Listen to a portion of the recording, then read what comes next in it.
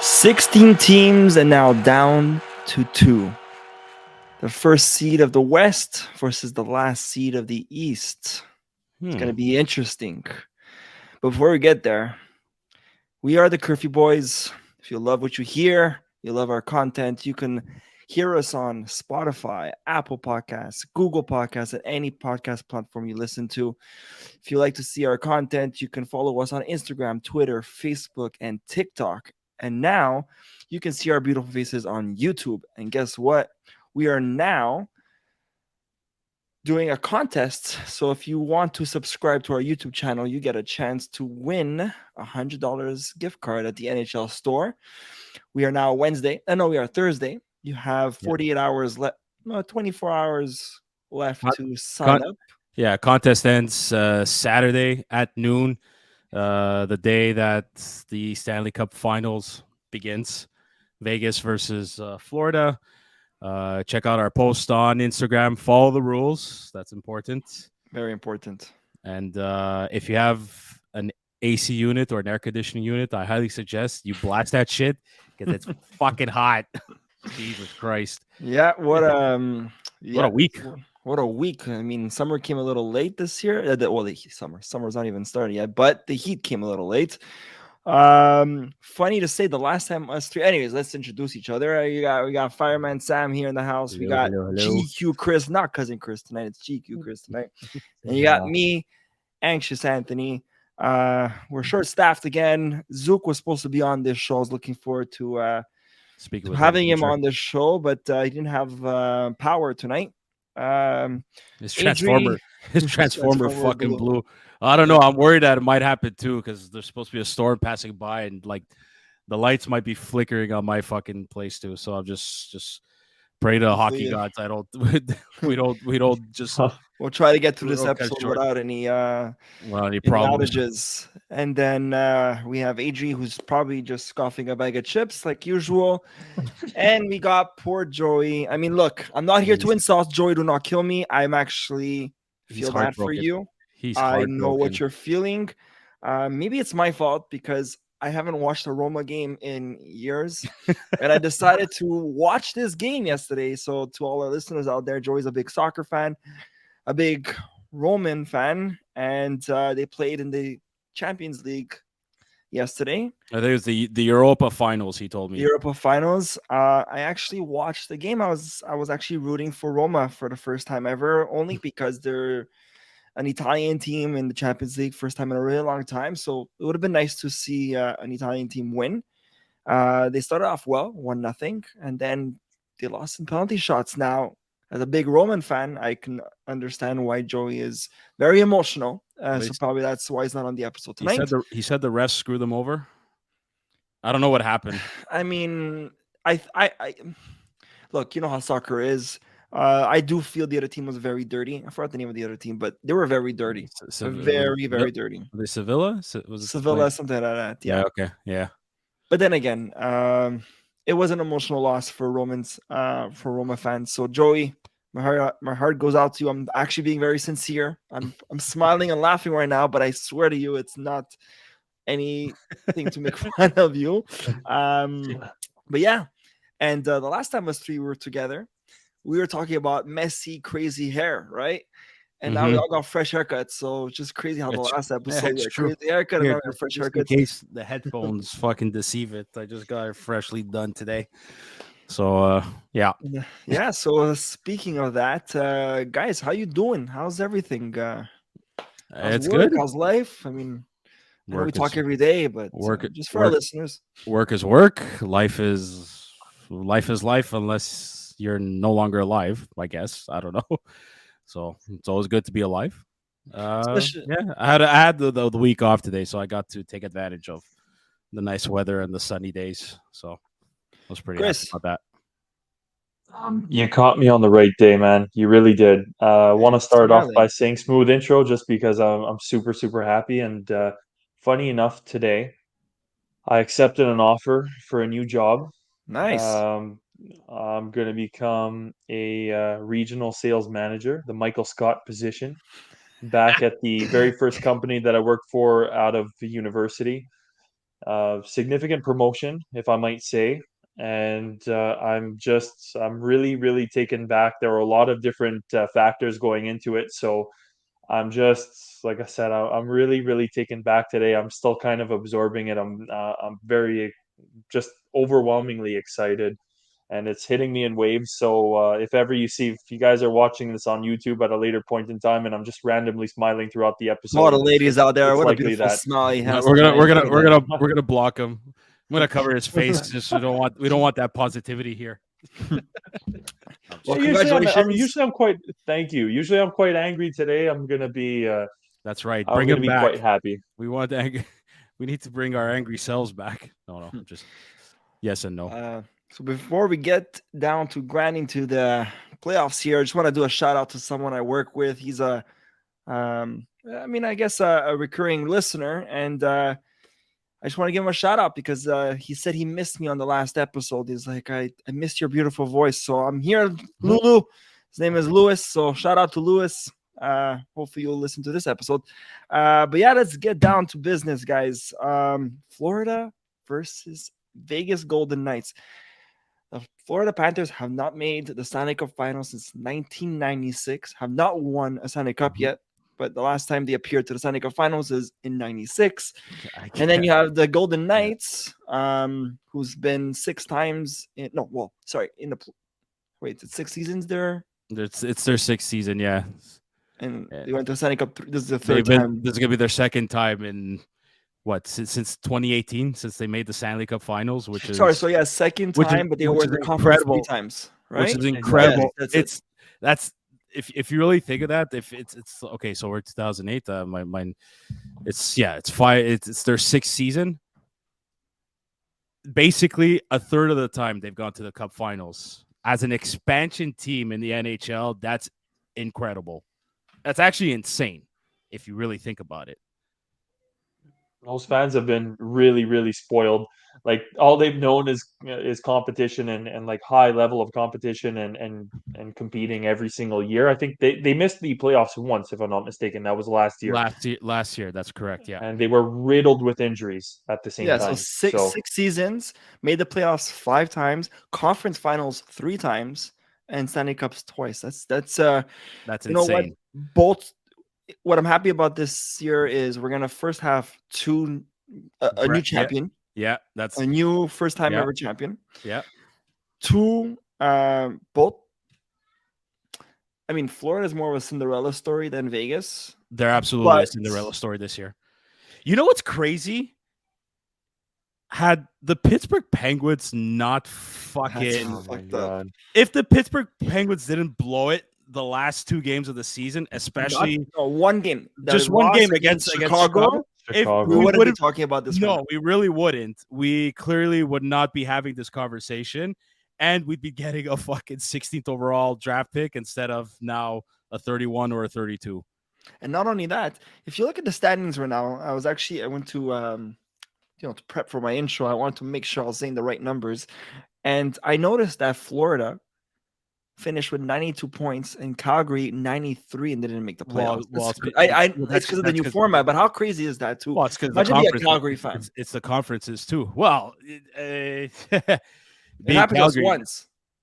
Remember that year that we didn't make the playoffs and Colorado made it, and they had more points than we had more points than Colorado. Oh, I think is it the season where the I think Claude Julien was coaching. It was when that same season that where Palin came and played his last game. Yes, that season there we had more points in a playoff position, but we got eliminated. Well, it just goes to show that the Eastern Conference the last couple of years has been the stronger conference compared to the West. Yes. So, this Florida team, it comes down to 2 major players. One being Matthew Tkachuk and the other being Sergei Bobrovsky. Mm-hmm. If we can praise Matthew Tkachuk all we want. I mean, like basically he basically swept the Carolina Hurricanes, 4-game winners, 3 of them in overtime. But you cannot mention the Florida Panthers without mentioning Sergei Bobrovsky, because there's that whole debate that I want to get to this later on, but like if Florida wins it, I think Bobrovsky wins the Conn Smythe over Tkachuk. 100%. I mean, he didn't even start. He didn't even start the series. He came in game 3 and just blew it out of the water. He doesn't save that Brad Marchand. What was it? That breakaway. He doesn't save in that. Overtime. Was it in overtime? No. End End of the third. The last few seconds of the third. Again, we're not having this conversation. So it's just you know what? You look at the Florida Panthers, the ripple effect now, whether they win or lose. I think it's a great story, and hopefully it really helps the franchise kind of go to that next level. I'm not saying in terms of the market level as like the Canadians, the Leafs, the Rangers, or even the Bruins if you want, but like, you know, at least they get a few more. At least if they could get half a stadium consistently throughout the season, I think that's somewhat of a success as far as a Florida market is concerned. But to me, the ripple effect was two things of why the Florida Panthers are where they are right now. It started with Matthew Tkachuk's father saying how that Florida has no pushback. They seem to give up easily. He basically called out the entire team.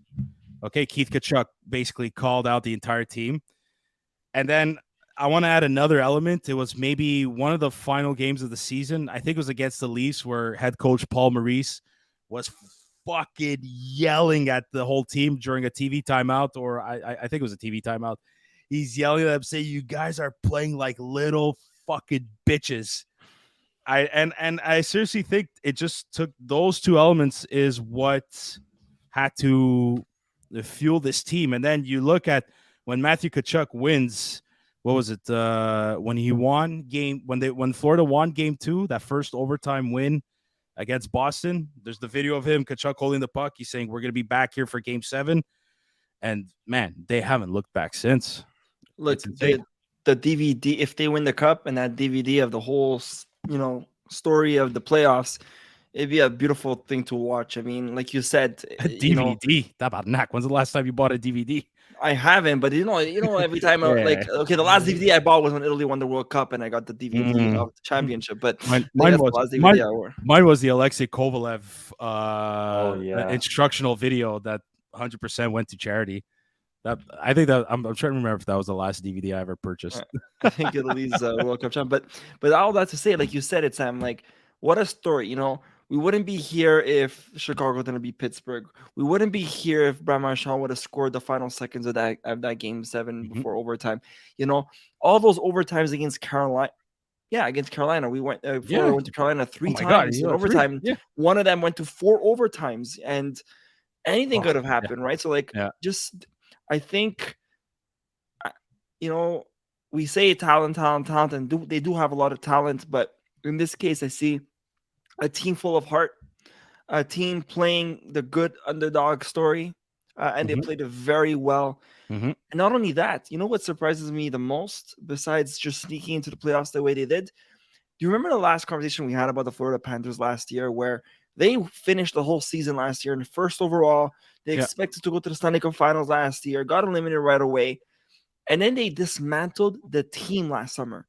Not just 1 or 2 trades. They dismantled the team last year, and we all said from having a great team like that to now a bottom team, and they're going to have to start over their franchise building, to that same season, they're in the Stanley Cup Finals.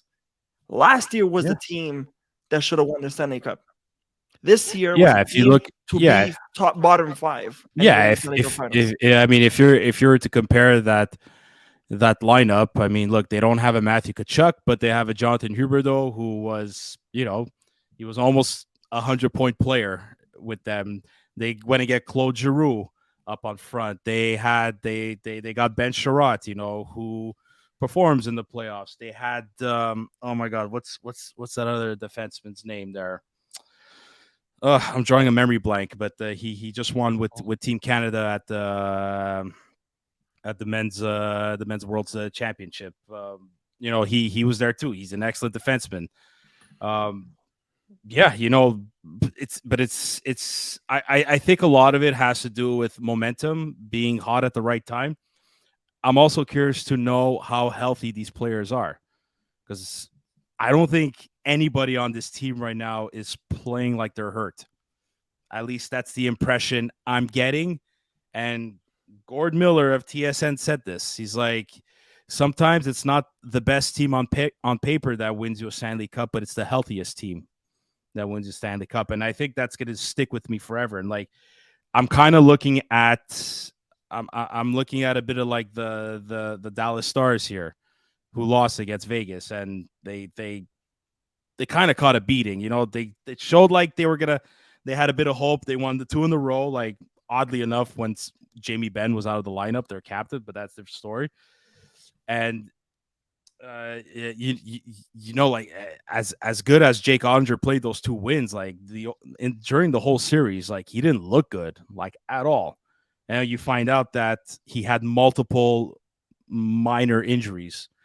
That's, especially for a goalie, that's not going to help. Like it's he's still young in his career. I think he got tired as well.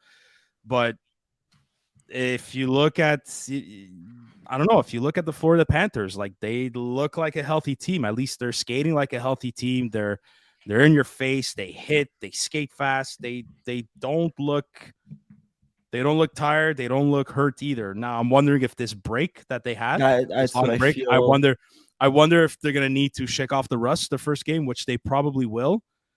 If they lose the first game, I think we could say it's normal, but they're going to have to win the second game. But if they win the game 1, coming back from that long break, oh my God, I think they'll grow momentum even more from there. Agreed. I think this rest, and I want to hear Chris's thoughts, but I think this rest might hurt them or might benefit. We'll see. Time will tell. We'll find out in 48 hours. But Chris, your thoughts?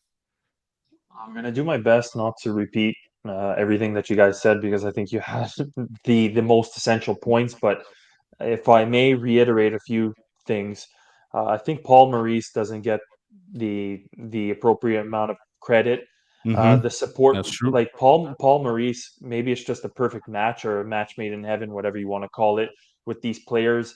But you go back to that game against the Leafs where he absolutely blasted his players. His players have had a fire under each one of their own asses from that point in time, and they went into the playoffs with that momentum. So, like Paul Maurice, whatever he's doing it right. Number 2, this is something that we had mentioned in our predictions before the last round had begun. It makes us look actually really good in that sense. We were mentioning that we didn't think necessarily that Florida was going to be winning the series, but we clearly indicated that if support players and if certain star players would perform, that they would in fact have a good chance and they could in fact win the series. And what did they do? I mean, we named names like Anthony Duclair. We said Montour. We said if Barkov picks it up and my God, starts what a contributing, goal! like, That goal, like Carolina fake between the legs, back on his backhand, patient. yeah. Oh, what a goal! Yeah, No, absolutely. it's just like, I know we did not pick Florida to go through in the last round, but the what if factor very much factored into them winning, and it was absolutely outstanding.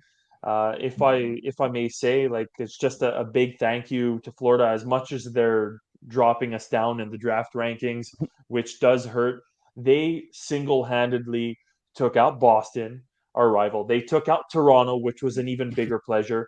And then they took out Carolina, which I consider them they've been quite annoying for Montreal for the past few years. So they really took out 3 teams that I Bunch of disliked quite jerks. a bit. So it was just very rewarding. It's very rewarding to see them winning. If I may add another element, you're talking about a team that was the President's Trophy winners from the previous year, very much like the Tampa Bay Lightning, who got swept by Columbus. It was kind of a learning experience that they went through. But Yeah, I but think then it's their I'm turn. gonna it's funny. I guess the core players recall and what they went through and how they went about getting through it, I guess, or getting over it more than anything.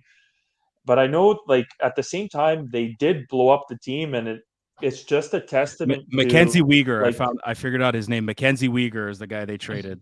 That's the yes, name. Mackenzie Weegar. There you go.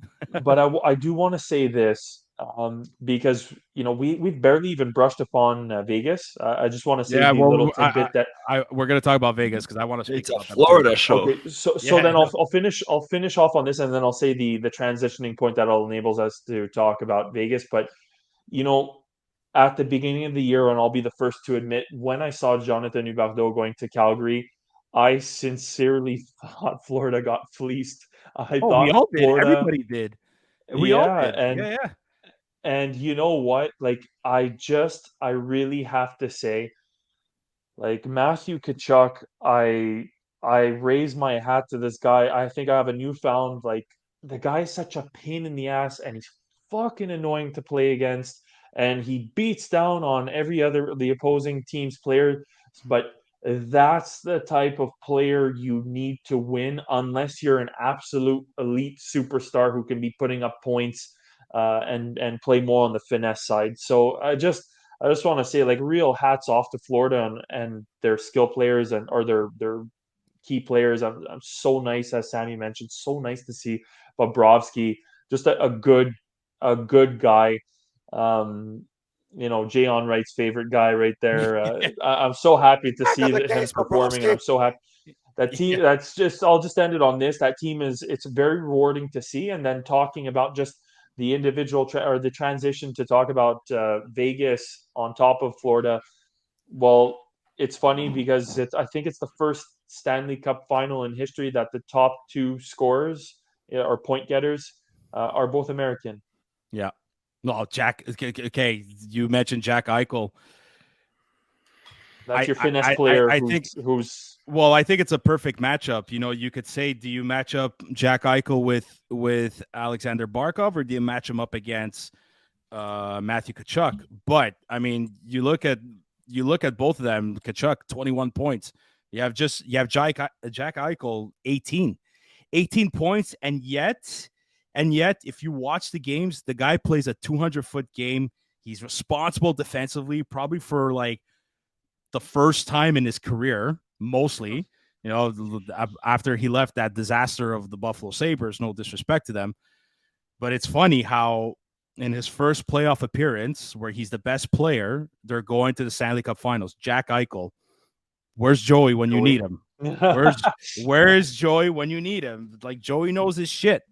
And yeah, maybe we look back now, hindsight is always 2020, but maybe the Habs should have gone after Jack Eichel. That's a whole other can of worms debate. But look how well he's playing. And this is why he's one of the reasons why Vegas is where they are right now. And it's funny how I think of a player like Jack Eichel, who drafted second overall behind Connor McDavid in 2015. Otherwise, he would have been drafted in 2014. He would have been drafted first overall, but he didn't turn 18 yet. So that's why he was basically a draft late, I guess. And it makes me think a centerman like him, and you think other elite centermen that were playing in these playoffs. Okay, you think who? Like Auston Matthews. Auston Matthews, okay, in that series, did everything he could defensively to help the team. And he was able to, but he couldn't score. You watch a couple of games, when we were watching Florida versus Toronto, there were many times where Auston Matthews back check and did excellent defensive plays. The problem was he just couldn't take it up to the offensive level that he's capable of. Jack Eichel is doing the exact opposite. Not only is he playing well defensively, the guy's putting up points. He may not be scoring a ton of goals, but man, but if you notice against Dallas in 2-3 games, he did the same type of play. Forechecking behind the red line and deep in the offensive zone, creates a turnover, makes these insane blind backhand passes to Jonathan Marchessault a few times, and that's how they're scoring their goals. But that's what a centerman like him has to do. And that's one of the reasons why he's successful. Like we talked about Barkov. Chris mentioned Barkov. Him too. Again, in the Calgary series, he was able to play more a two-way role, a 200-foot role, not just defensively. Goes and score a fucking probably the goal of the playoffs, as far as I'm concerned. But this is what it takes. This is where these players that are supposed to be the best players in this league, this is it's their time to shine, and they have to shine if they want to win. Anton Hill, where the fuck did he come from? The Vegas goaltender. Like he looked like, geez, take your pick. Patrick Roy, Marty Brodeur, the Hasek maybe.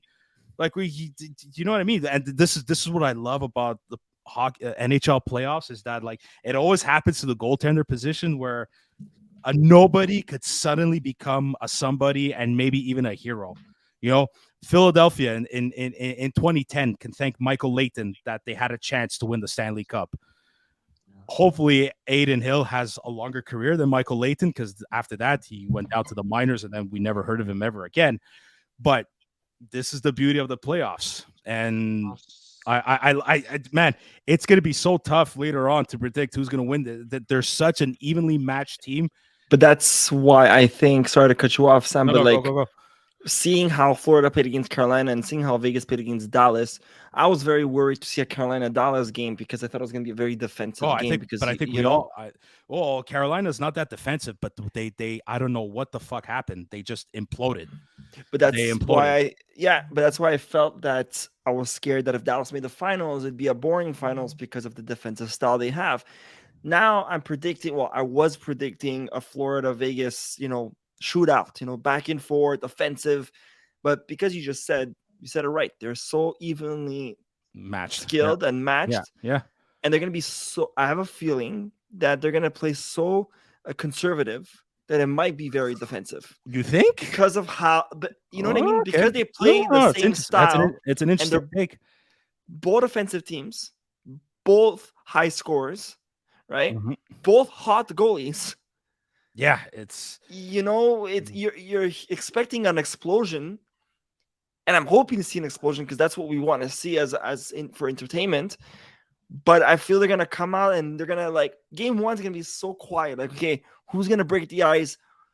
Let's envision what we're. You know what I mean? They're gonna.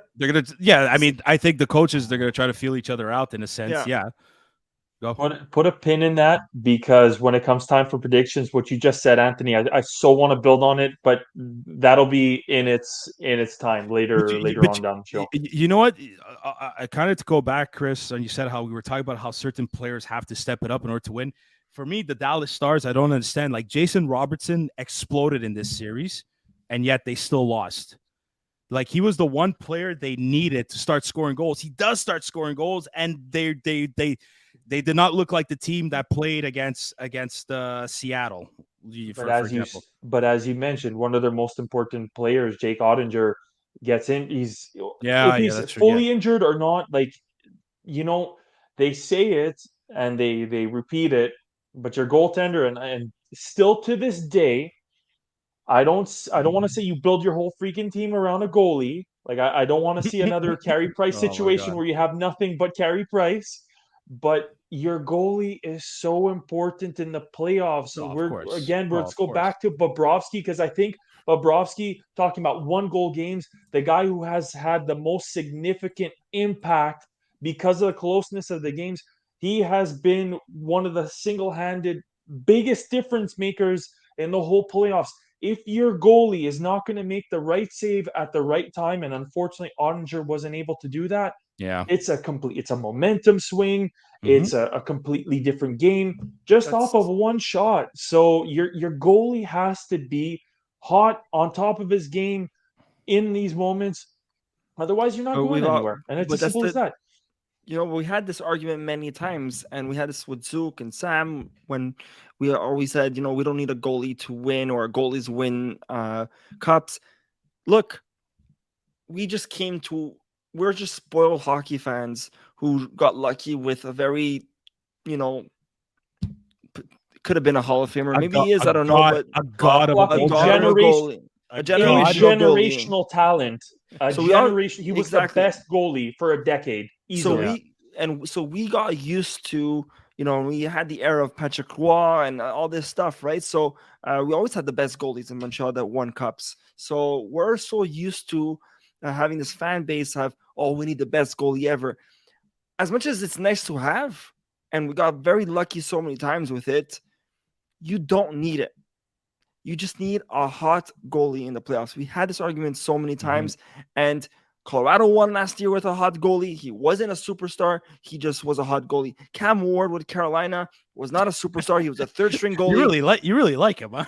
But that series really, it's PTSD that series, because it was such a bad year. Oh my god! I remember praying to fucking rosaries to win that series. Anyways, long story short, I was at that game when Koivu got his fucking eye taken out. That game just turned everything around. I want to break everybody. For sure. Matt Murray, not a good goalie at the time, and just had that hot streak. Yeah.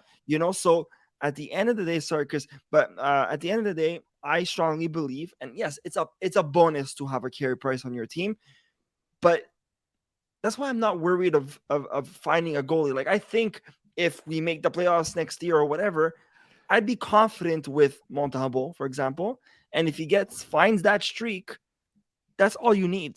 And you see it now with Bobrovsky. Like, he was just on a hot streak. Or Chris or Sam. Sorry.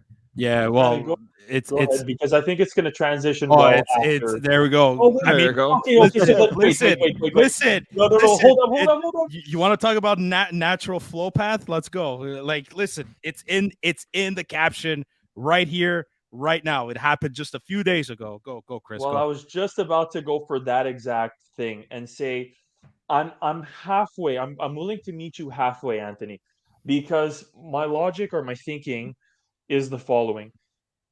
I don't want to rely on a guy. I'm going to throw out your beloved Cam Ward, for example. I don't want to count on a guy that I have no expectations and it's a roll of the dice. I want to go in not with, let's say, a Carey Price, too much salary, too much allocated to him. But if you have a good goalie, like a solid goaltender, maybe not the best in the league, but a top 10 goaltender in the league that can up his game in the playoffs, that doesn't cost too much. That's what I'm hoping the Montreal Canadiens can do. Is Sam Montembeault that guy? I don't know. But let's say I'm Kent Hughes, I don't know what it would take. But if you look at the Buffalo Sabres goaltending situation, and you want to do something interesting, if you're Kent Hughes, I love Montembeault. I'm happy for him. I'm happy that he's progressing. I crapped on him last year. What a slap in the face that he personally offered to us all, laughing at him. But I would still like to see what it takes to get a guy like Devin Levy from Buffalo Sabres. Buffalo's not going to give him up. Look at their goaltending situation. They're not going to give him up. I'd be very curious. They're not going to give him up. And listen, just what Sam Montembeault did with Team Canada at the Men's World Championship, being named one of their best players, and he was one of their best players, playing for the gold medal. You really don't think this could take his, let's use the word development or whatever skills he has as a goaltender? You don't think that raises his confidence? I could take it to another level? Well, you know the other thing too. It's funny. I'm hoping. Look, let's hope in the magic of hockey, the hockey gods are passing stuff on. But Carey Price at practice helping Montembeault do different routines and just exercises. He said I hope he could I hope Sam. If you're hearing this, I hope you can channel which Sam are you talking to, me or him? Right. I don't want to talk to you. Fuck. Guys, Carey Price said he wants to stay with the organization and win the cup with the organization, and it doesn't have to be as a goalie. He just wants. He could be a freaking janitor. All he cares. He just wants to win with the Montreal Canadiens organization, right? He's the new equipment manager. $1 million janitor. Imagine Carey Price being a goalie coach. Well, it unofficially worked. As far as I'm concerned. I mean, listen, why not have one of the best goaltenders in the history of this franchise help you out? And I mean, look at him. Like I could say Sam Montembeault had maybe It was which game was it? But like he had maybe one game where he was like mediocre. The rest of the game, like to go to the silver medal game, to go to to go to the gold medal final game, even the gold medal final game itself, like he was amazing. He I don't know what he did in the offseason or whatever. He must have worked on like how to track the puck this time, because and how to, like, if Price showed him how to move technically and properly, I think that's because Price during his career, he was known as the best technical goalie like ever. And if this is what Price taught Sam Montembeault just before this tournament, he's got to keep working on that, because if that works, then who knows what's going to happen during the season. That's exact, Sam. To your point, that's why I was like moving around and shaking and shit. Because it's halfway what Anthony said, half of what you said. If we could bring does Carey Price want to become a goalie coach or not? I think you fill up 2-3 fishing boats, you give him all the fishing trips in the world, and you let this guy fucking go hunting, fishing, give everything to him to keep him as a coach. Do I really think that he wants to stay here in Montreal? He sold his house. I don't think he's staying here. But the idea of Carey Price staying within the organization, maybe going to spend a few years with his kids, and then if we have another goaltending prospect, like you said, Carey Price was one of the most technically sound goalies to ever put on the pads. And that is something like flopping a la Tim Thomas and Dominic Hasek. That's instinct. You cannot teach instinct. But the technicality of what Carey Price was able to do on the ice and how he approached the game, there was not a goaltender in this era, when you take from 2000 to the year 2000 to the present date, and any time before that for that matter, there was never a goaltender as technically sound as Price. And that, more importantly than anything, is something that you can teach, is something that you could pass on.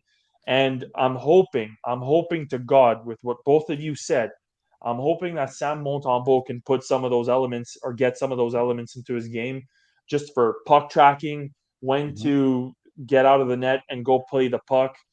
Just I don't want to say rebound control, but even I think Carey Price was a sixth man on the ice practically. He used to help like on the penalty back kills, the offensive. For sure. Yeah. The rebound control, I think, is maybe the one thing that I noticed that Montembeault could work on, and maybe he's probably aware of that.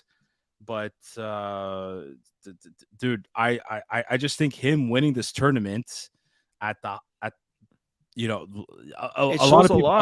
lot of people joke. It's like, oh, the world champions, like, you don't get all the superstars that go. You don't. It's not all the best players. It's not the Olympics. It's like, yeah, I get it, but like, I don't think these people understand what it means for these European players, especially. Like, look at Latvia. They won a bronze medal for the first time in their life, and it's now an international. It's a national holiday for them. Like, it's so you're still playing against some of the best players in the world. You're going up against them, and he was able to, for the most part, well, not able to. He got the job done. He got the job done for Team Canada. Like, he was their guy going when the stakes were high. He was their guy. And he fucking led them to the promised land, or the gold land, however, whatever. They were saying right before the World Championship started, they were talking on 690. I forgot who it was, but they were talking about Sam Montembeault starting this championship. They're saying this was a big testament for next year, of course, because he had a great season, but then you start thinking, like, was it just luck this year with all that was going on in the dressing room? Was it just this guy was I think he played 100 games of his NHL career. Was it just luck? Whatever. And they said that this tournament would be a big testament of what the future holds for Sam Montembeault. Yeah, absolutely. And I think he proved everybody what he's capable of doing, and that it wasn't just luck. And if he can continue this going, and we've had this conversation in multiple episodes in the past about last year how we all shat on him. Get like literally made fun of every little thing. Yeah, and now we're having conversations. Well, he wasn't the same goalie though. Like it's remarkable how the difference is extraordinary. Night and day, and we're having conversations about having him as a. Do you think Sam Montembeault could be your number one goalie? Last year he was garbage. We were saying trade him for fucking a bag of pucks, and now we're talking about him being a number one goalie and a fucking gold medal champion. Like night and day. It's crazy. But I'm actually looking forward to seeing, like, no matter what the future holds with the Montreal Canadiens, like if we're gonna have the season of playoffs or not, my number one excitement for next season, this aside of seeing these young players play, is seeing how Sam Montembeault, if he can continue what he's proving from last year. I think he could. I still truly believe, and I know the defense on the Canadiens is still young, but they have to be ready to bring it another level. And I'm not saying that they need to be the best in the NHL. No, but like they want to have a career, a long-term career. They're going to have to show that they could take it up a notch. And if they do that, I think they help Sam Montembeault a lot more than they did last year. And imagine, and if they Montembeault played amazing without having core defensemen. Look, imagine putting a good fucking wall in front of him. He's a anyways, look. Yeah. I'm. Let's be honest here. The defense in Team Canada wasn't the greatest either. Like, just that whole roster wasn't the best Team Canada roster we've ever seen. But good on them for winning it. It was amazing. I definitely cheered for them. You know, hey, congratulations to Justin Barron too. He got to play a little bit. Didn't have a best tournament, but hey, he's still a gold medalist as well. But even for Justin Barron, like, an experience of this is the second time he represents his country and is still a very young career. You know, he didn't win gold medal at the World Juniors. He won silver. Now he's a gold medalist at the top level. At the IIHF men's world champion. He's a gold medalist. This too, like, I don't care if he was the seventh defenseman and he only played like 2 or 4 minutes. Like, I don't give a shit. He was there. You don't think he learned from Mackenzie Weegar or maybe from Tyler Myers or whoever else was there? There you know, go. You said it perfectly. There's always, whether you're playing 2 minutes or not, you're learning from veteran players. You're learning little tricks. You're learning from guys that are not on your team from day to day. There's always something to absorb and bring back and implement in your own game. And like you said, winning. There's something that just in a pressure situation. I don't care if it's a fucking Pee-wee tournament or you're playing in the Stanley Cup. Pressure is pressure. Mm-hmm. Obviously, you have a few more eyes on you and the pressure is higher, but can you perform when you're under your respective pressure situation? And Montembeault did it. It's just, I think we're at the point where we just want to see it for a longer period of time to be able to confirm this is not a fluke. This is Sam Montembeault. This is what you can expect from him. And I hope to God, look, it would be that much better. I'm hoping. How many people across this province alone? How many Montreal Canadiens fans worldwide want to see the next? I don't think superstar. Like, I got to calm down. I don't think it's going to be superstar Quebec goaltender playing for the Montreal Canadiens. But like, how many people would love to see the next Jose Theodore? Or Jose Theodore is a way better example. Let me calm my tits down over here and say Jose Theodore, not Patrick Roy.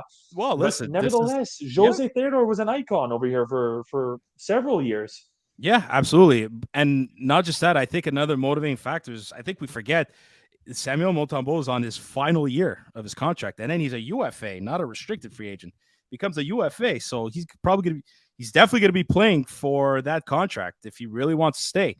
Especially now that the Canadiens, they signed Jakub Dobeš. Like, that's another young kid coming in.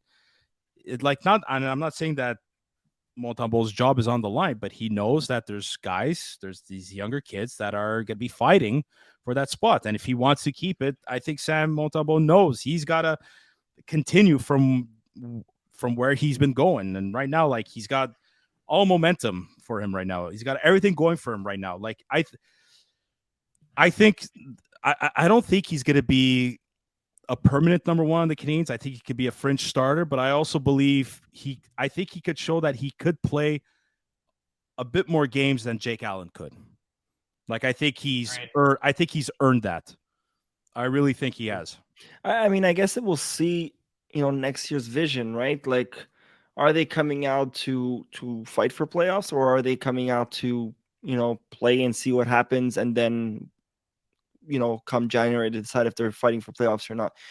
And that's where I think they'll decide.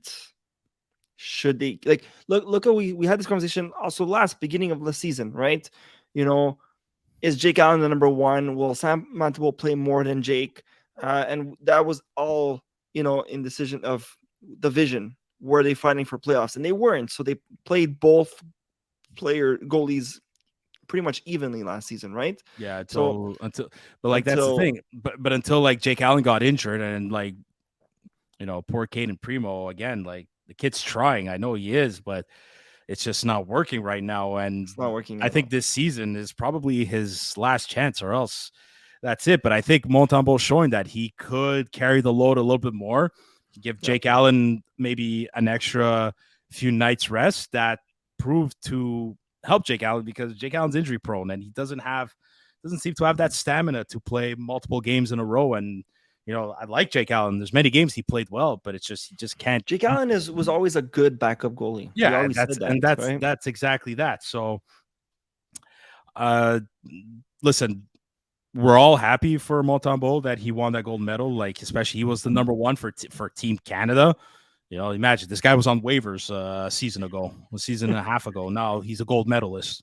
Like that's he earned it. But he put in the work. Like he put in the work. Who knows? It was probably it could have been him that went up to Carey and was like, "Look, Carey, please help me out here. I want to, It could have been that. Or if Carey told him, "Hey, look, you got invited. I'm going to help you." And if Montembeault said, "Yeah," good on him for saying yes to it too. Whichever situation is, the fact that he put in the work and he continues to put in the work. I don't know what the fuck he's doing in the offseason, but like.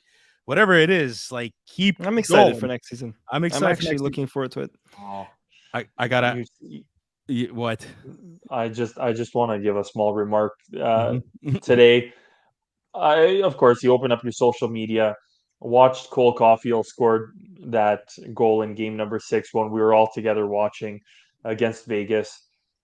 And fuck, do I miss watching the Montreal Canadiens play. It's nice to see we're talking about Vegas and we're talking about Florida, but holy shit, how much do I miss watching the Montreal Canadiens? It hurts. Like you're talking about I can't wait for next season, and we gotta watch. I can't wait to see those jerseys hit the ice. I am so excited. Well, I miss it. Here, let me ask you this: do you think this guy is going to be back in time for training camp?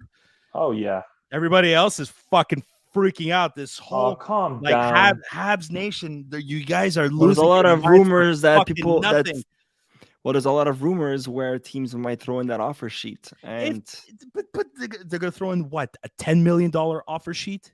You know how many first round draft picks they're gonna have to give up? Are teams willing to go that far? So wait, how does that work? I forgot how the offer sheet works. So let's say Pittsburgh offers him a $10 million offer sheet, and which they can't. But I'm just hypothetically just shooting out Pittsburgh. So I think over $10 million. Like I'll search this up real quick as we're talking. But over if you're giving an offer sheet, a restricted free agent offer sheet over $10 million, I think you have to give up 4 first round picks to the best of my memory. Let's say Montreal accepts it and signs Caufield for $10 million, they win an extra 4 picks. No. That's if the Canadiens do not match the contract. Oh, okay. So he goes to Pittsburgh, and then Pittsburgh has to give four. Oh, okay. Yeah, like the $8 million to my memory. Like when the Canadiens offer sheeted Aho, it was 2 first round picks, a second, and I think a third. I think it was a first, second, and third. I remember it being 1, 1, and 1. Okay, it very well could be, but I don't think teams are that crazy to go that far. Like I really don't think so. No, even Darren Dreger openly said it. He said there are no rumblings of a team stupid enough to offer Cole Caufield an offer sheet, and the other thing that he explicitly says the Canadians are going to match it. Like I don't think, again, I know people fucking want their cake and to eat it at the same time, and I know, in other especially on words, they want the Twitter. contract. Like I know there's some sour feelings about like what happened to KK and going off to Carolina. This is not the same situation. No, I The don't think Montreal so either. Canadiens understand what Caulfield is worth. He's going to get signed. Let them iron out the freaking details. It seems as though Kent Hughes really knows what he's doing. He's done this for a living all the way up until becoming a general manager. Just let them fine tune the small details that are going to take days, weeks, maybe another month to hammer out. But when you have the owner of the Montreal Canadiens saying, "I'm not too worried," when you have Martin St. Louis going on the Spitting Chicklets podcast and talking about what he plans to be doing with Caufield, do you Yeah, really exactly. think that it's a threat? No, Like, but just yeah, patience. no, We but don't want to end it's up so with another true. shitty contract. It's We so don't true. want another shitty But contract. Just let them fucking get the proper details, the proper things negotiated so that the Montreal Canadiens are not in another fucking situation of having another bad contract. no, That's it. for real. That's Like all. you people need to calm down. I don't care. I'll say you people. I don't give a fuck. Right now, what do you think Kent Hughes and Jeff Gordon are concentrating on? What's coming up in 3 weeks? The draft. Yeah, the draft. The draft, exactly.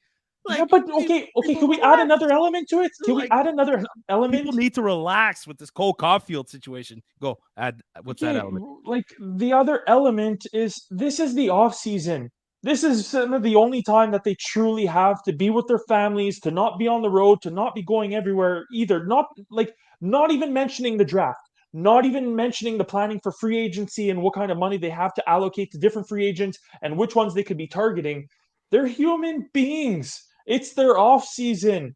Do we are we bothering fucking teachers when they have their fucking three months off in the summer? Like, they're only Yes. human. That's a part of the fucking reality. Let them be. They might be working at a slower pace. It's beautiful. You guys, everybody here in Montreal knows what kind of week that we had.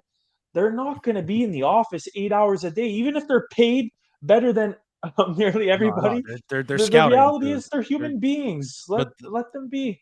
it's they're also they've been scouting like crazy. Like, especially the combine is coming up. I think this Sunday. I just read. Like, I'm sorry, you're not going to hear a Cole Caulfield extension news. Like, I listen. Everybody wants it to happen right now during the Stanley Cup playoffs. Are you people fucking serious? Like, can you wait till there's a champion that's named first? Like, hold on a sec here. Like, what's the rush? Yeah. There's no rush here. Like, if it Yeah. happens between the Stanley Cup like finals, like once we know who the winner is, if it happens between that and the draft, great. If it doesn't, it's gonna happen after the draft. Calm the fuck down, people. Yeah. Like, I'm Yeah. serious. It's going to happen. You're not gonna fucking let a potential 30, 40, maybe even 50 goal scorer just go away like that. Like, it's not gonna happen. And here, I found the info for the offer sheet and what you get in return. Okay, so look, let's think over here. Okay, so when the Canadians offered Sebastian Aho $8 million, if Carolina did not match, it would have been a first, a second, and a third. You're right, Chris. I had over $8,580,000. It's 2 firsts, a second, and a third. Over 10.725 million, it's 4 first-round picks. Like, I don't think teams are going to look to give up 2 first-round picks, a second, and a third, let alone are ready to give up 4 first-round picks. Like, you better, if you do that, you better, like, adding Caufield to your lineup, you better be winning at least 3 Stanley Cups within those 4 years. Yep. But you know, I listen to a lot of other podcasts, and one of them is Tony Marinaro's the Sick podcast, and like, he had Eric Engels many times, and other sports experts, yeah, the store, yeah, the sports analysts are saying, they're like Eric Engels thinks like there's no rush, like there's no rush, but some are saying, well, you know, clearly Pat Brisson and Kent Hughes aren't really seeing eye to eye. Some are saying, well, it's just ironing out the details. They probably have an agreement. They're just working on the terms. Some are saying, it seems to be confirmed that the Canadiens want to offer him eight years. Some are saying that no, Caufield wants a 4 to 5 year bridge deal. And I could kind of understand that point. And like, this is like some of these agents are good. Like they take care of everything. And like, I don't know. I still feel like they take somewhat advantage of these kids. I think they could find a way to like kind of brainwash and be like, no, you are worth this much. I'm gonna fight for you to get this much. Whereas if they were to ask Caufield, hey, look, are you willing to sign $8 million for 8 years or $7 million? Like, but you're gonna play with Suzuki. We're gonna build you with Suzuki, with these guys. I'm sure Caufield would have said yes. But I think this is more Pat Brisson's doing. That's just my opinion. I have no facts. I'm just going based on gut feel here. But I think Pat Brisson's like, no, you give us $5 million for, let's say, $7 million. 5 years for $7 million. Sorry. But if Caufield scores 30, 40, and 150 goals, the next contract he's going to ask for as an RFA, he's probably going to ask for 10 million plus. So I think that's the not the gamble that Pat Brisson's doing, but I think that's kind of the game that Pat Brisson's trying to play. And Kent Hughes, like Chris said, he did this as a living. He built a fucking NHL agency. I don't know. I can't see him making that much more than Nick Suzuki. I'm serious. Thank you. Because the one thing that I would say, Suzuki's at what, 7.87 million? Yeah. Something like that. Well, look, here. I'm comfortable with Caufield making $8 million flat a year. I'm even comfortable with Caufield getting up to 8.25 million a year. You have to pay for goal scoring in this league. Caufield fucking brings it when it comes time for playoffs. Cat is coming into the room. That's creepy. Room. Yeah. I was looking at Mike. Is there someone if it wasn't a cat, like I'd be like, what the fuck? You just see like a fucking face that's just. But no, all I'm gonna say, absolutely. Like, yeah. I don't think Nick Suzuki is going to be looking at it and going, "I'm the captain. I deserve more. I should be making more than anybody on the team." I think that Suzuki and Caufield are like this. They're for people listening to the podcast, my fingers are twisted together. They're very close to one another. I don't think there's going to be any jealousy. I think if anything, Nick Suzuki would like Cole Caufield to be locked up so that they could play together for the years to come to finish off their contracts at the very least. But like, again, I think with what you said, Sammy, I think Kent Hughes is just doing his due diligence. And look at it this way. If they forecast Caufield to be able to, he's so young. I know he's super, super young, but do you want to lock him up for as long as possible right away? I think they're just doing their due diligence to say what's going to be, is the salary cap going to be going up significantly in the coming years? Do I think Cole Caufield is going to sustain the same level of performance? Is he a player that could be injury prone? Are we going to find ways to put money into bonuses as a goal scorer? You score 30 goals, you get this much of a bonus. You score 40 goals, you get this much of a bonus. You get 50 goals. There's all sorts of creative things that could be going into this. And then, like you said, combine, draft, free agency. We don't even know whether or not we're going to have the 31st or 32nd pick. Are we going to be moving that? There are so many moving parts. Like I said, if they have the basis of the next contract for Caufield, don't worry. Deep breath. It's going to come. They know his value. Patience. They know his importance. Patience, please, Montreal and Montreal fans. If let's say Marc Bergevin was still the GM, do you think would have signed him in 30 years already? Caufield, you're just 30 years. Yo, speaking of Marc Bergevin, though, I really thought he was going to be the next GM of the Toronto Maple Leafs. Yeah, I couldn't see that. I couldn't see it happening. I would have freaked if he would have been the new GM and then and win it right away. Like, no, you know what? Go. Say what you want to say. No, I'm don't even say it out loud. Like, imagine Marc Bergevin becoming the GM and winning it. Yeah. How with much the Leafs? With the Leafs, yeah. Well, listen, he made a proper living trading for these third liners and fourth liner, but key role players that the Toronto Maple Leafs could use. Like, listen, they went and get Brad Treliving instead, the old GM of the Calgary Flames. Who traded Huberdeau for Tkachuk, by the way, and lost Johnny Gaudreau. Sorry, traded for Huberdeau using Tkachuk. Sorry, and lost. And he lost Johnny Gaudreau. If it's AI predicted the Leafs to win next year, by the way. Yeah, okay. Who got so I love fucking with people on Twitter because just seeing them lose their shit just because they don't agree with your opinion. The Curfew Boys put out a tweet, and this is straight up facts. I don't care who helped. Anyways, the Curfew Boys put out a tweet saying, not just letting you all know, but I'm going to let our listeners know and our viewers know that Marc Bergevin has more playoff series wins than Kyle Dubas and Brad Treliving combined in the past 10 years. He has. Kyle Dubas, only one playoff series win, and it was this year, the same year he gets fired or let go or parted ways, blah, blah, blah.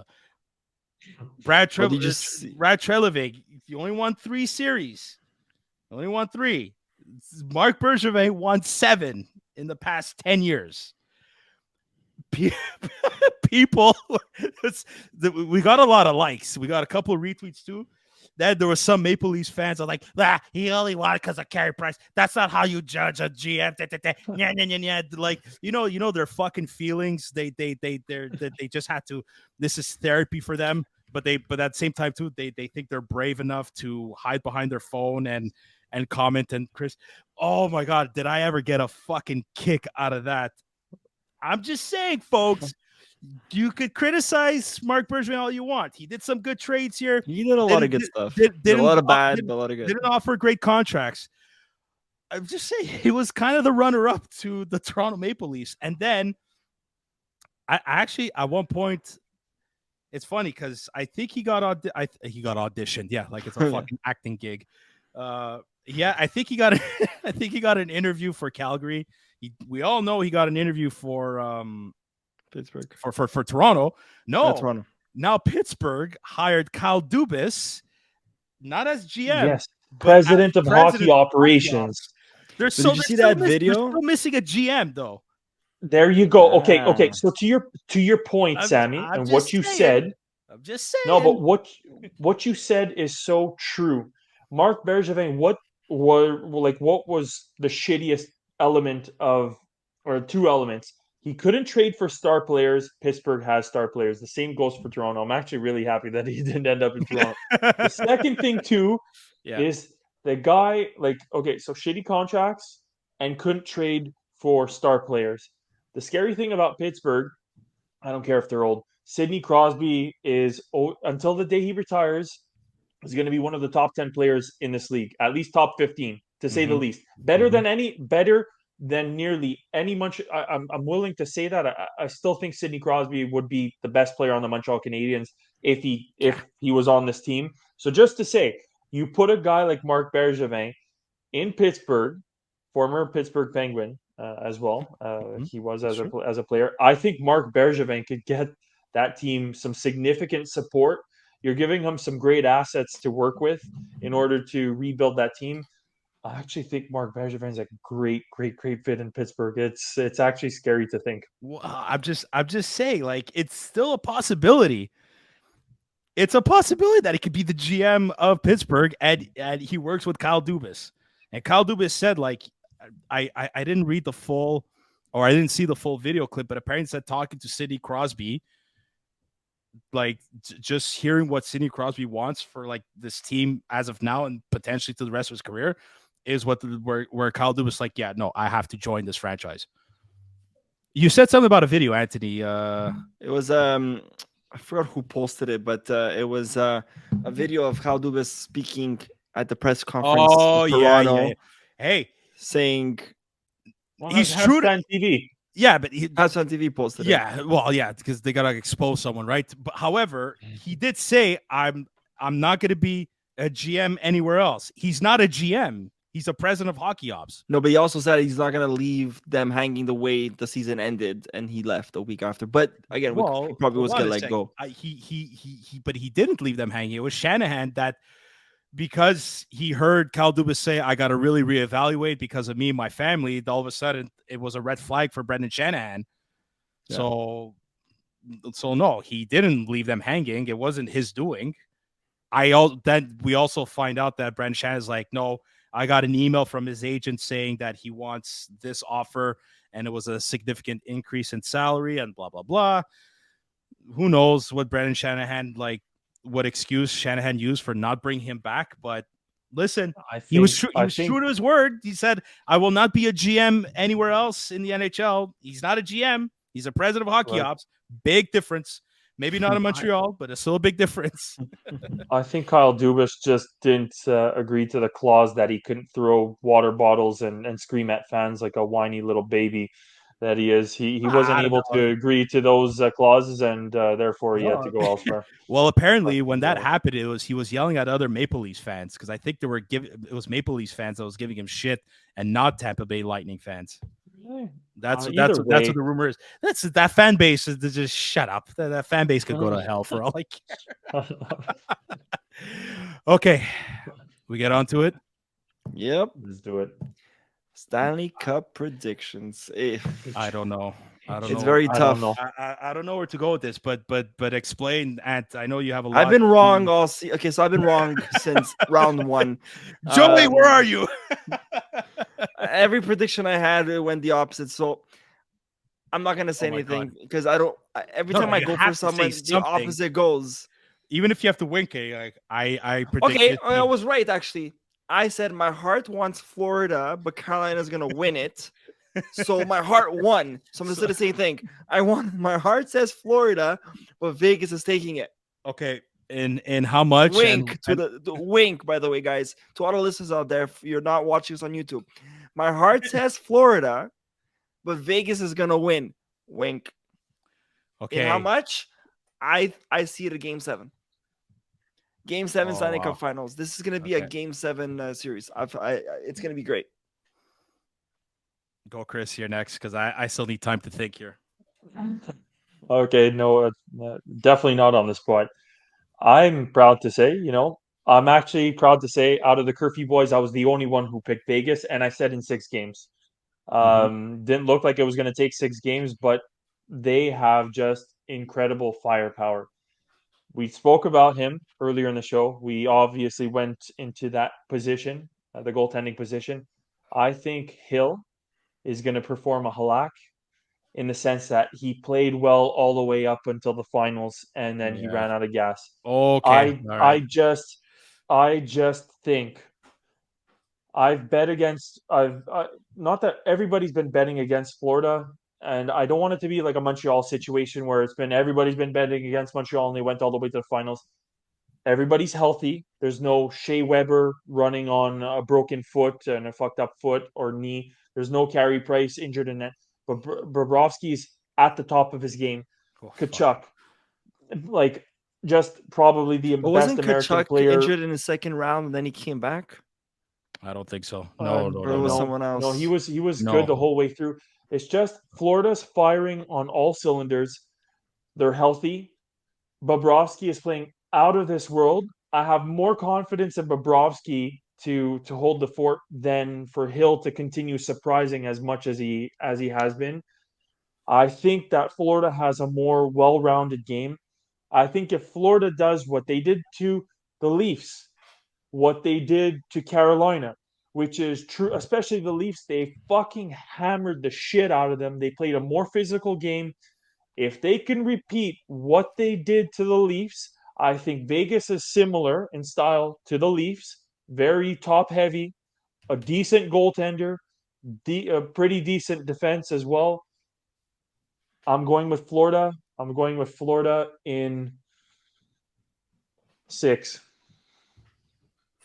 Okay, wow. I'm with Anthony on this. This is going to 7. Oh my god. To me, it all comes down to the goaltending, and I know it's been repeated millions of times, but it's the truth. It's the honest to God truth that your goalie needs to be the best in this series. He needs to outperform the other goaltender, and the obvious is, Bobrovsky's got to be solid on his feet or else, and on the opposite end, Aiden Hill's got to be. He's got to be fantastic also. I like Vegas's defense, though. Yeah.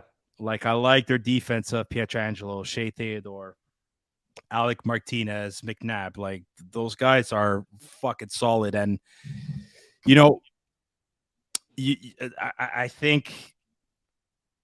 I think Vegas's center, the depth center, is amazing with Eichel, William Karlsson, and then Chandler Stevenson. Like that, they're just been awesome. They play well defensively, but they have been scoring goals.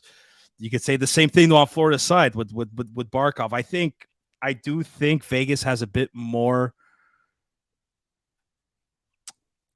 They definitely have more. They definitely have more depth at center though, and that could be key.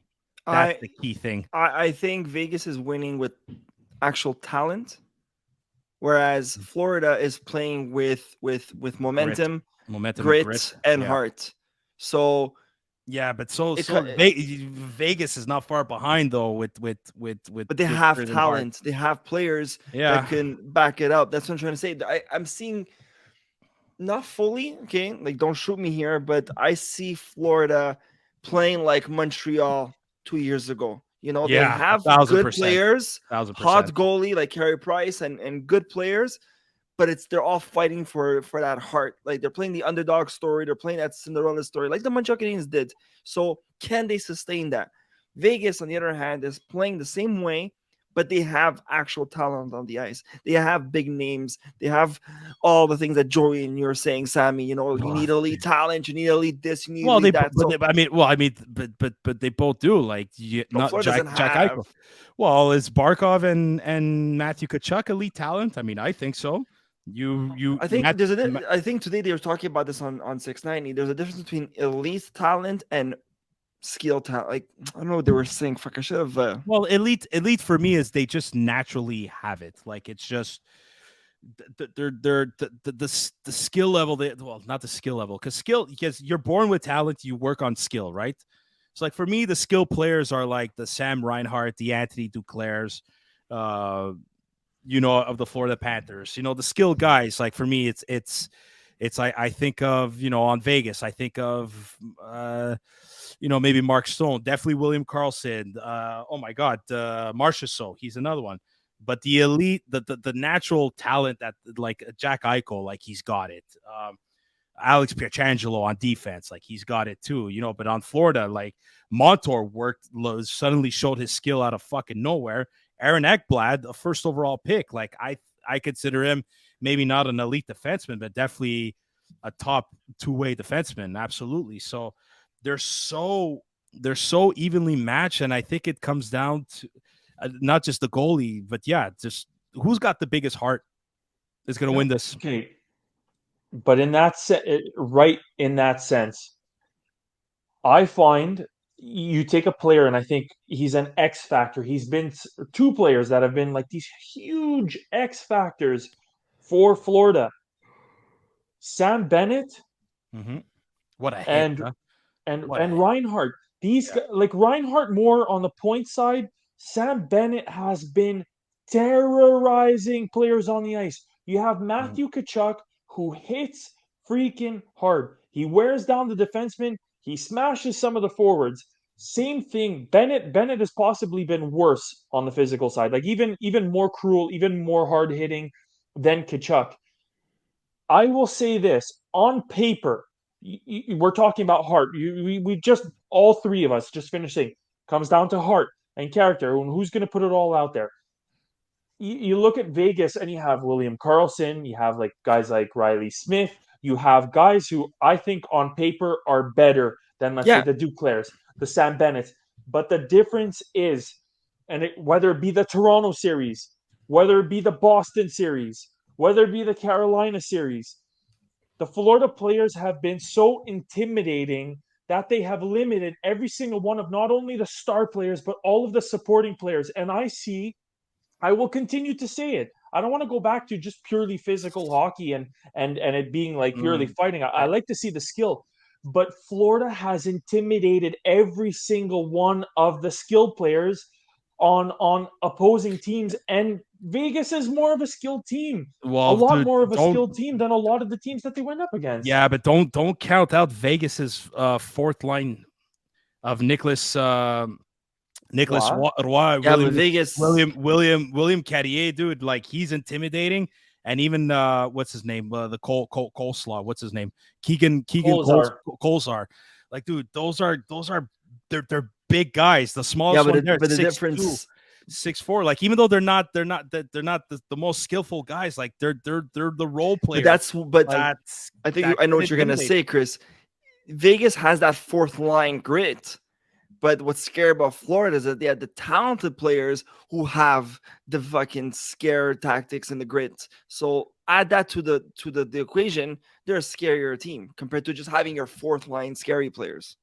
And that bingo. And it's every single one of Florida's lines has been intimidating to go up against. Exactly. And I'm sorry to say, if Florida can, in a certain sense, intimidate Vegas, their top three lines, as tough as that fourth line in Vegas is, number one, Florida players can tolerate that, and it plays to their advantage, I still think, even in that case.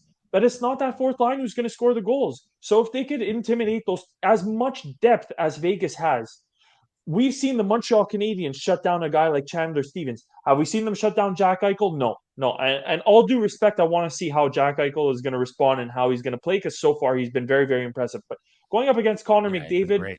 Yeah, not a big physical challenge. Going up against Dallas Stars, again, not an overwhelmingly huge physical challenge. It's going to be, I think, a big wake-up call.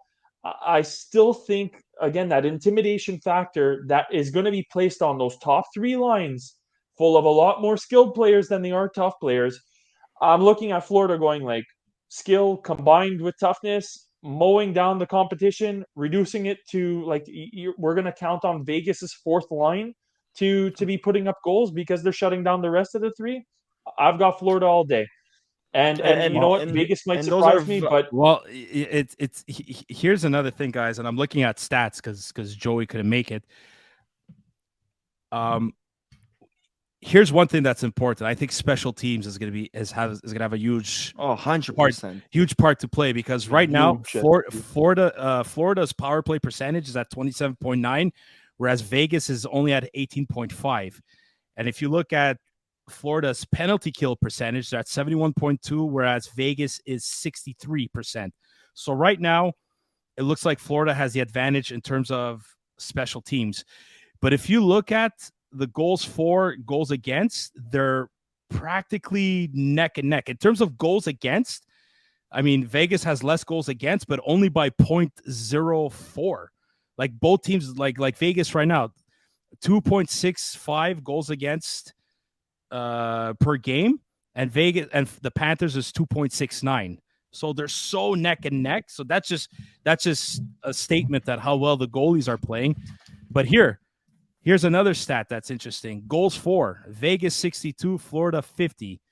Now, do you want to argue that maybe, Vegas had not as tougher opponents as Florida did? You look at Boston, you look at Toronto, you look at Carolina. Yes, fucking God. Well, there you go. So, like, it's so evenly matched. Like, this is insane. Look, it's literally insane. Like, listen. Vegas only played one more playoff game than Florida. They obviously both have 12 wins. Just Vegas has 5 losses and Florida has 4. That's it. They're neck and neck.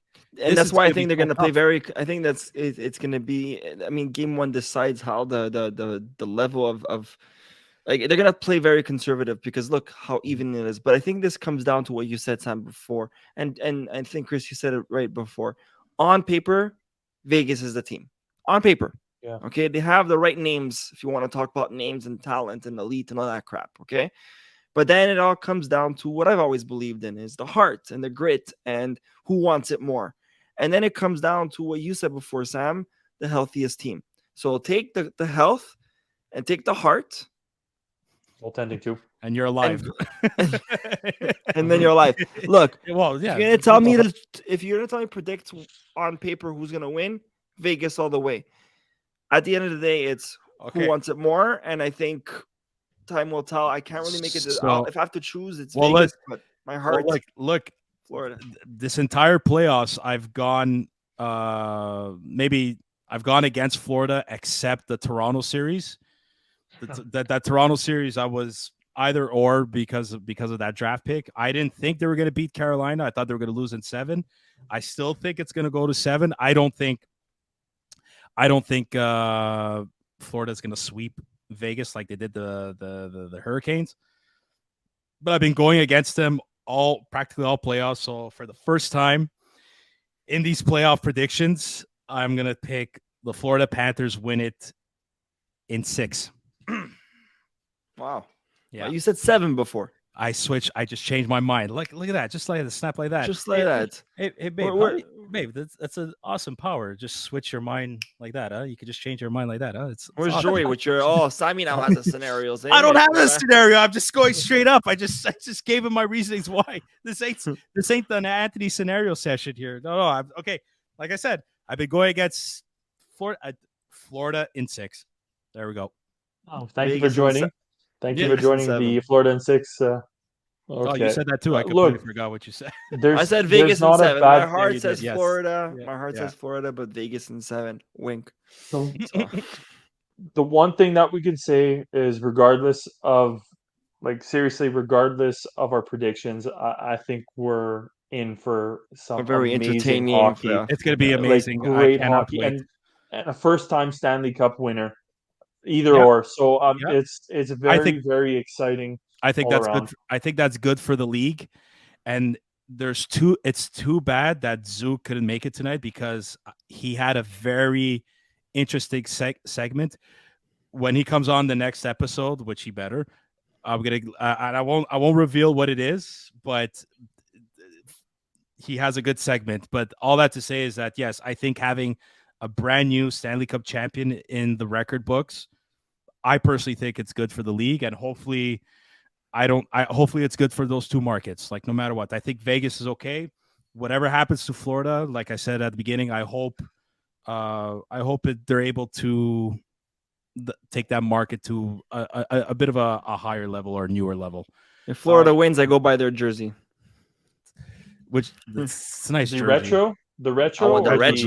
For the retro one. Fuck. Yeah. I'm not happy with the jersey they have now. I like the original 1996 logo when they first came out. That fucking it's beautiful. The Panther one. The Panther. That's I like this current one. I find it beautiful. I like the older logo more.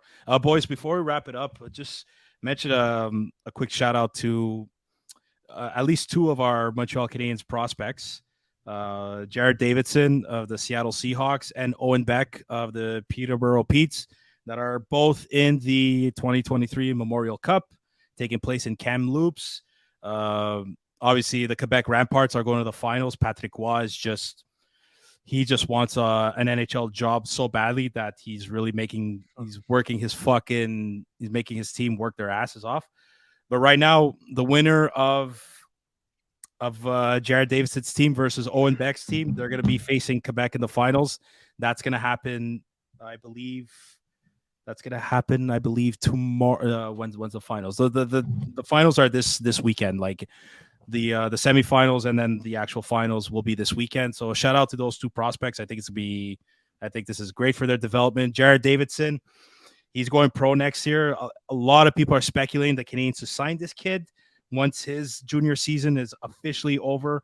Owen Beck still under contract. Logan Mailloux and the London Knights came up short against Owen Beck. They lost in the final round of the OHL championship.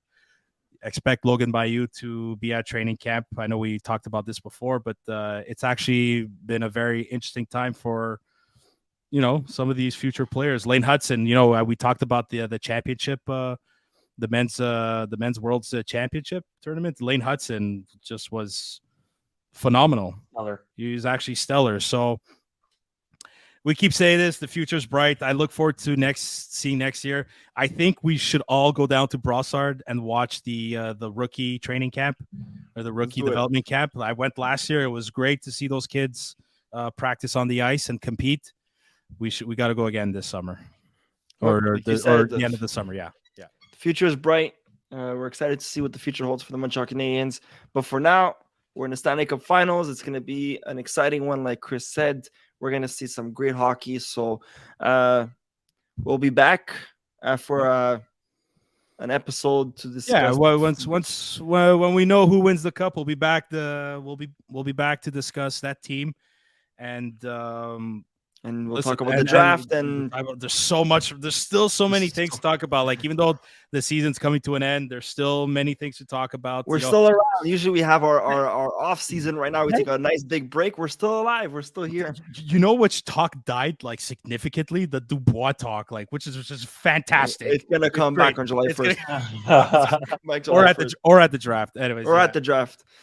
On that note, ladies and gentlemen, it was a great episode. Always a pleasure to see you both. You as well. Enjoy the beautiful weekend ahead of us. Hopefully Stanley Cup Finals Saturday night. Yeah. Don't forget, the contest ends Saturday at noon. If you have not entered yet, a chance to win a $100 gift card at the NHL shop. Do so. Follow the rules on Instagram. We're posting it on Instagram. Follow the rules. Follow us on Instagram. Tag 3 friends. Subscribe to our YouTube channels, please, and thank you very much. We appreciate it. And we'll do the announcement. You know what? We'll do the draw live. We'll do the draw live before puck drop. Let's go. Enjoy the finals, everybody. Yeah. So, guys, follow us on Instagram, Facebook, Twitter, TikTok, and of course YouTube if you want to win $100. If you'd like to hear more of our episodes, you can listen to us on Apple Podcasts, Spotify, and any other platform, any other podcast platform. Guys, until next time. Bye now. Bye now. Good night.